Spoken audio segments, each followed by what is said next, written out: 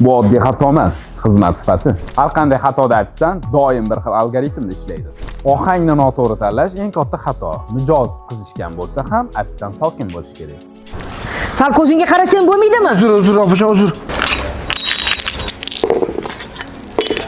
Xato paytida mijozlar bilan bahslashish, ovozni ko'tarish yoki ayblarni boshqalarga yuklash bu xatoni tuzatmaydi, aksincha obro'ni buzadi. Xush kelibsizlar.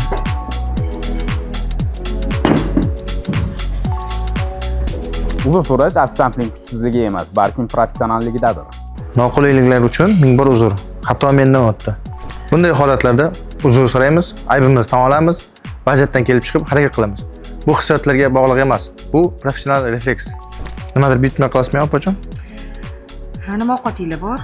Bizda osh, qozonko'p, shashlik, lag'monlarimiz bor. Tushunmovchilik bu aloqa xatosi.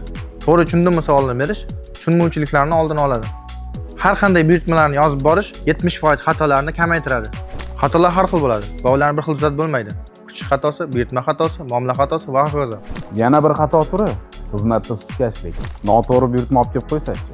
Darhol taomni qaytib olamiz, buyurtmani oshxonaga topshiramiz. Mijozdan uzr so'rab, kutish vaqtini aytamiz. Kerak bo'lsa kichik bonus taklif qilamiz. Xatoni yashirish emas, darhol tan olish kerak. Bu mijoz hurmatini oshiradi. Bahona qilish man etiladi. Oshpaz aybi, ko'zim tushmadi, shoshildim. Bunday gaplar xizmat sifatini pasaytiradi. Nima bo'ldi emas, qanday tuzataman deb o'ylash kerak. Bugun nimani o'rgandik? Xatolar yashirilmaydi, to'g'rilanadi. Shunday. Xato bu yomon emas, faqat bitta xatoni qayta takrorlamaslik eng muhimi. Rasmiy sahifalarimizga obuna bo'ling va bizni kuzatishni davom ettiring.